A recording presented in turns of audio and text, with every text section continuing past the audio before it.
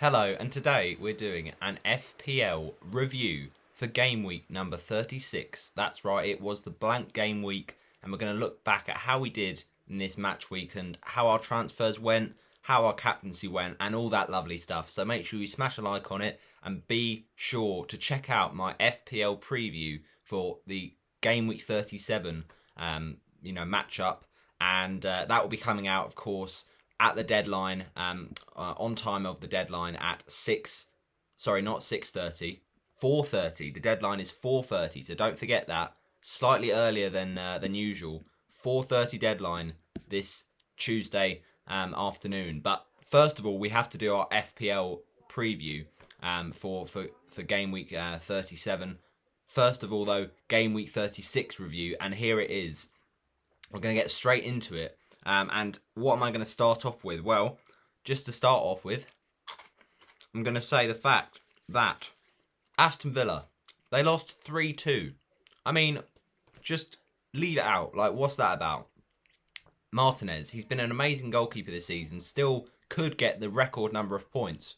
But then Crystal Palace away, and then Martinez doesn't get a clean sheet. I mean, that's just annoying.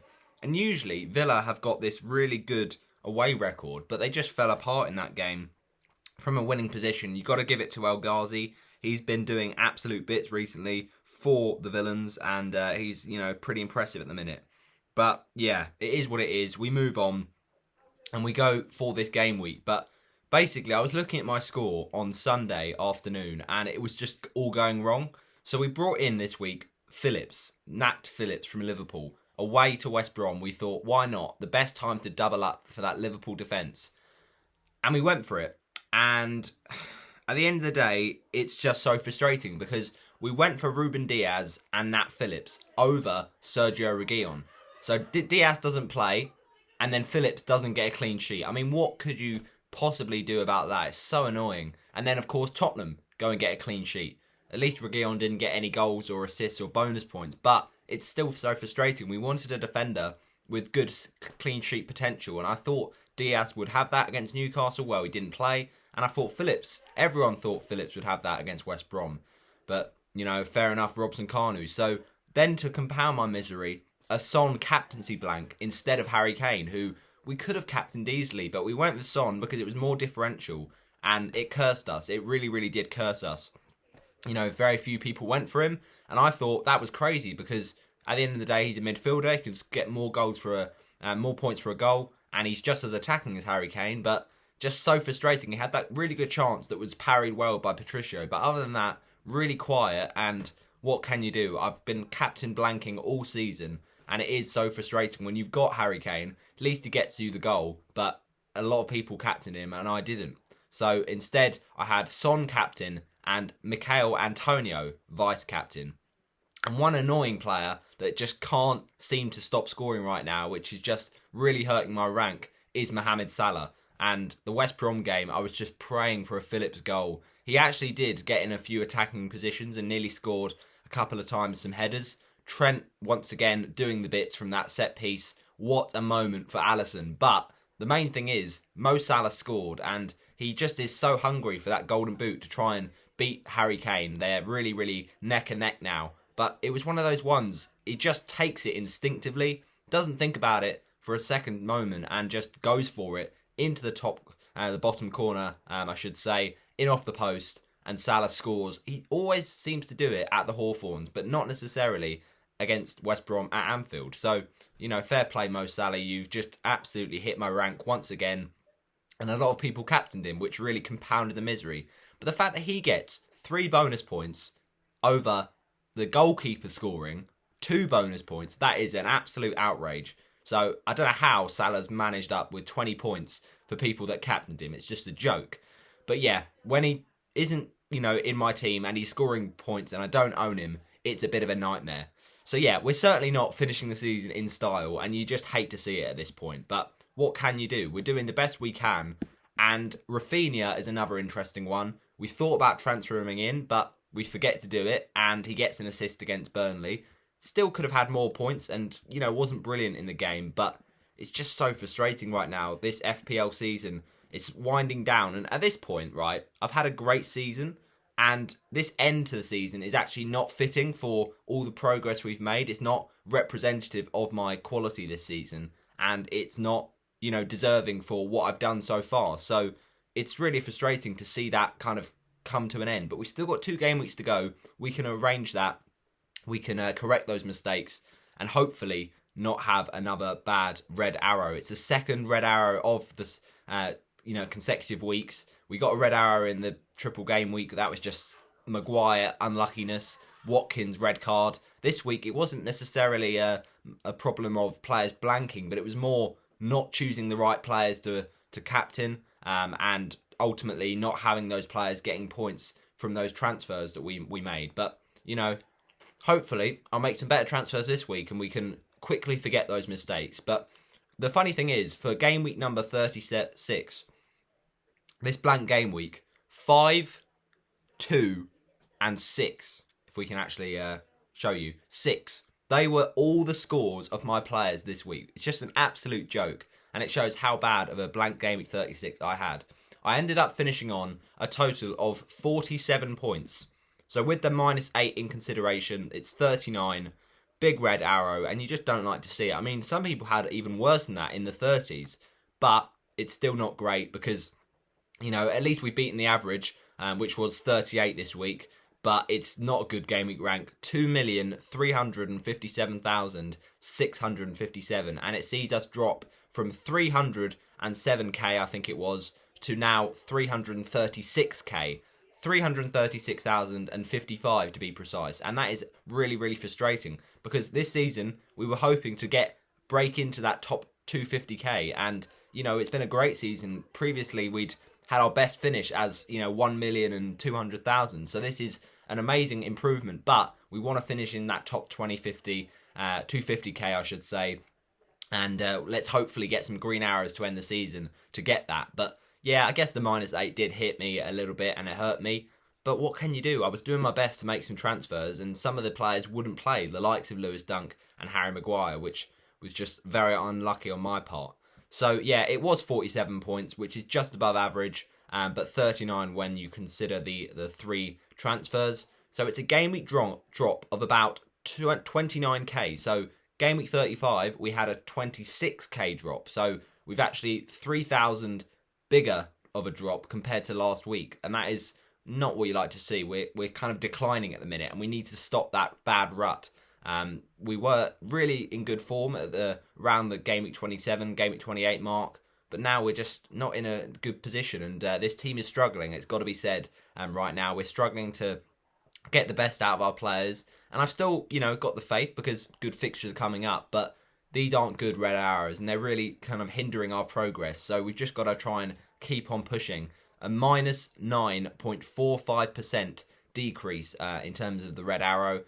Our overall rank, though, is 336,057 or something like that, but it's specifically now 336,055.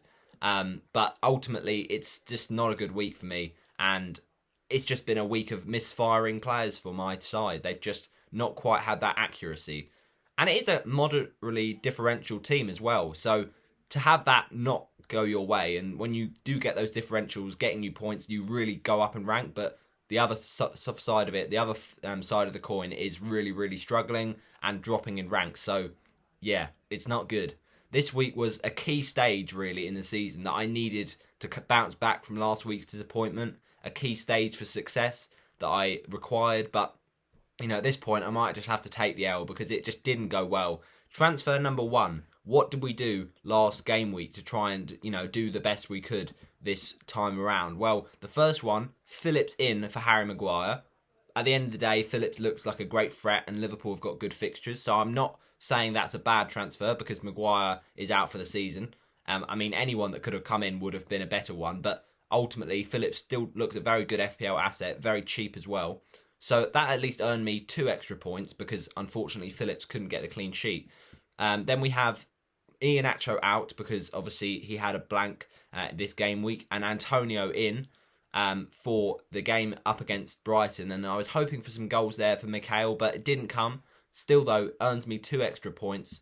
And then the third transfer we made this game week, Diaz in for Lewis Dunk. And I wasn't to know it then, but it actually was a genius transfer because it allowed me to get JWP's nice 6 points. So that was technically huge, even though it earned me no extra points because, of course, Lewis Dunk didn't play and neither did the defender for City, Ruben Diaz. And Pep Guardiola's Pep Roulette is absolutely disgusting at this point. He just needs to leave it out because he seems to be doing it purposefully to hurt these FPL managers. And it was just such a rotated team up at Newcastle. They got the win, just about, but that was a lot thanks to Ferran Torres. And it's so frustrating to see someone like Cancelo, who we could have got for that price, and he goes and gets a big haul, and we went and got Ruben Diaz. But, as I said, it did allow us to get Ward-Prowse's lovely assist off the bench and a bonus point. So, you got to love that. But with Emi Martinez, Crystal Palace away, I mean, surely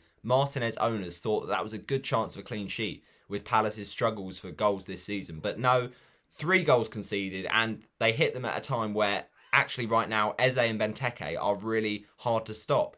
Now, Stuart Dallas, what a beast. I mean, I know that it wasn't a good week for the defence because Martinez got 2, Digne got 2, Trent Alexander-Arnold got like 6 points. It wasn't good at all. It really wasn't. So we've got to kind of forget about this week. But Phillips got 2. Dallas, though, did get a clean sheet. So the only remaining successful soldier, basically, in that Fab 5 at the back. We played 5 at the back, it was bold, and it actually reverted to a 4 at the back because of Diaz not playing. But yeah, at least Dallas isn't getting those clean sheets. You'd expect it, I guess, against Burnley, although Chris Wood was in good form. And I think it was always a difficult one for Burnley with Peacock Farrell, I should say, in goal, with Pope missing out due to injury. England fans will hope that Pope is back in time, if we can get the words out, but I think he will be. But ultimately, it's not what you like to see because Dallas really should have scored more goals. And you think, how is he not getting these goals against smaller teams? It just seems to be the top 6 clubs. But we can't control it, and we'll take it from Stuart. He has been a legend this season, and you love to see that clean sheet. So that's pretty good. The rest of the defences, though, absolutely useless. We should know by now, though, that Duke Dallas only scores versus the best teams. Absolute legend. He gets the clean sheets. Number 15. Sign him in your FPL team. But in terms of some more positive notes, James Ward-Prowse, what a player. That delivery for that Che Adams goal was wonderful. I mean, he's just so good at that, and he should be getting some more goals in the next few weeks. Hopefully gets a few more penalties. And he's got nice fixtures against Leeds and West Ham, so I back JWP. Ollie Watkins, we've decided to start him this week after his ban is over. He was able to play Palace, good fixture, and we got us a lovely little assist. I mean, at one point in the game, it looked like with the live FPL bonus points, he might get a bonus point, but unfortunately not, because Palace ended up turning that game around. But still, solid return from Watkins. We'll take that. Lovely assist, and it takes a lot of skill to head that back the way he did and give the goal to El Ghazi. So, yeah, Watkins just ticks along, minds his own business, very, very quiet, but very effective. So thank you very much, Ollie Watkins. That was a moment to celebrate. Another moment to celebrate, Trent Alexander-Arnold with another juicy assist. It was a strange goal, of course, because Alisson scores it, but regularly, fantastic corner delivery from Trent Alexander-Arnold. He's ended the season like the season he should have started with. I mean, he was pretty good in the first few games. He's got an assist against Arsenal, but at times this season he's had periods of, quite quiet performances, but now he's ending the season really, really strong. And we got on the Trent bandwagon at just the right time. When he got that really good couple of games in, getting those assists, getting those bonus points. And I'm just looking back now when it was we brought in Trent. I think it was game week 32 when we played our triple captain. Right away, he got us some lovely bonus points in that game versus Leeds. It was game week 31 that we got him in against Villa because he scored that last minute winner. Now I remember. So that's brilliant. We've got him at his purple patch and he's just been kept on delivering another assist, another bonus point. Trent Alexander-Arnold, best right back in England. Say otherwise in the comments. But anyway, it's what you love to see from him. The Everton defence, we mentioned last game week how our defenders, Merseysiders in the defence, were doing us really well. Luca Dean and Trent Alexander-Arnold. And now we added Phillips to that list. But the other side of Merseyside this week was not good, unlike Liverpool. Everton's defence this week, just not good. And literally, they're as useful as like Colchester United in the Premier League. Whenever they play at Goodison Park, they are awful. I don't know how it happens. They really do rely on those fans, but you know, they play decent away from home. Digne at least had been getting me points before this game week, so I got the best out of him. But everyone that had Everton defenders, you know, Jordan Pickford, a lot of people transferred him in. A lot of people transferred in Michael Keane and Ben Godfrey. It was an absolute nightmare. 7 minutes in, and a 17-year-old scores to get that clean sheet wiped out. Not good at all. And Sheffield United getting just points on the road for the third time this season. You know, to lose to a relegated team is never good, but to lose it in the first 7 minutes is awful. So yeah, that's pretty rubbish from Digne, but at least, as I mentioned, I've got, you know, the most of his good points squeezed out already. And it's just not a good week, really. A second revolting red arrow in a row. And we mentioned our really incompetent defence, apart from that Dallas clean sheet. Well, the midfield was pretty incompetent as well. Well, at least Ward-Prowse got a return, but the captain, Son Heung-min, I mean, come on, man, you've got to be doing better. Six points is not good. 6 points. Clean sheet for a midfielder, but that's not enough. You need to be doing some better stuff there, and it could, on another day, have paid off as a nice little differential that no one captained, but it just didn't, and it is a really frustrating one, once again. Lingard, 2 points. All right, Jay Lings has not been firing recently, but it is what it is. He was amazing, so it had to kind of level out eventually, where he did have a few blank game weeks in terms of him blanking in this blank game week. West Ham were not that brilliant versus Brighton, it's got to be said. They struggled to get into the game, and Brighton defended quite well. But then, of course, Ben Rama gets the goal, and it's another chance that Lingard really should have taken in that kind of good fixture. But like I said, we'll forgive him. He's had a great time at West Ham, and he has got us a lot of FPL points. But no assist actually given for that Ben Rama goal. Just a very, very good goal on its own, in its right. So, yeah, Jay Lings still keep the faith because he's got West Brom next, but it is a bit of a frustrating one. And, of course, we mentioned Ward-Prowse, 6 points. Thank you very much for that assist. You really do love to see the bonus point as well. But the forwards were mainly successful. Watkins, 5 points. Harry Kane, 8 points. I mean, this guy is looking class. He's going to maybe even single-handedly fire Spurs to the Europa League qualification because he wants that golden boot. It's as simple as that. He's not going to be staying, though, he has announced, at Tottenham. So that'll be an interesting part of the tale. But, yeah, for FPL options, he's obviously very, very good, very consistent. 2 bonus points and a goal. And the way he just took it past Connor Cody with that little touch, so clever. Ollie Watkins, so good. Keeps on ticking on with the 5 points. Antonio, 2 points. Not great. Thank goodness we didn't captain him because he actually got less than Son in the end. But yeah, he really just got unlucky, Antonio. And, you know, I still think he does end the season well. So hopefully he can get back in the groove next game week. And I feel like that was a better move than Patrick Bamford, say, who I could have transferred in because, you know, Bamford has got a bit of competition for that spot with Rodrigo doing really well recently, whereas Antonio is their main man, so it's all going to go through him, and he's going to kind of be on the end of crosses from Kufau and Cresswell and Ben Rama. So that's my thinking there. So all in all, not a good game week. On the bench, Mendy, of course, had a blank game week. Diaz got substituted for Ward-Prowse, so no points for him.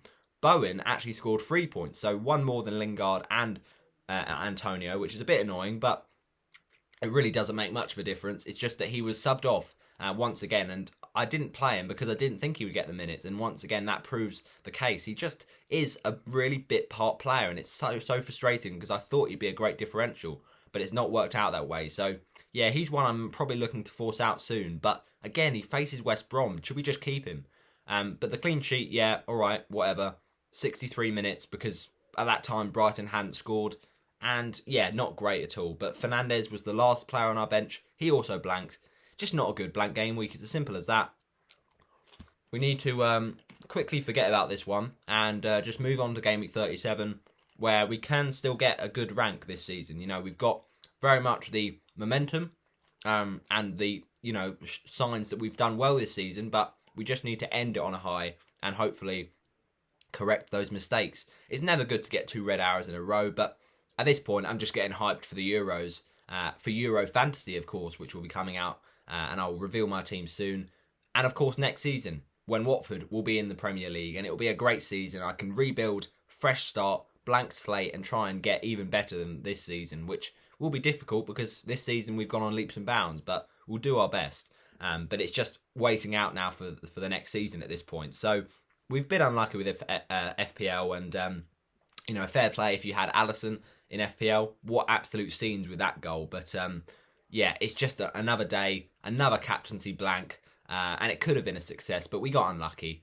And Kane is Kane. He's hunting down that golden boot. He is absolutely class. He's got to play for England every single game. Now, with that striker dilemma, Bamford, Antonio, DCL, it didn't matter which one I chose. So they all blanked at the end of the day. And would I sell Son after his captaincy blank? Well, he's got Villa. And Villa have just conceded 3 goals. So maybe I don't sell him. Should we sell Bruno due to that Europa League final? And Man United are going to want to save him for that. Salah, Mane, do they have to come in after Liverpool's really nice fixtures? Harrison is in a really good vein of form. A lot of people are turning to him. Joe Willock, he's actually really, really good at the minute and scoring loads of points. St. Maximan equally, but maybe St. Maximan is not quite there yet. And is it worth it for just 2 more games? Cavani, Wood, they're both doing quite well. Cavani especially with a nice fixture versus Fulham. The questions keep on coming this blank game week. So at least the fans are back on Tuesday for game week 37.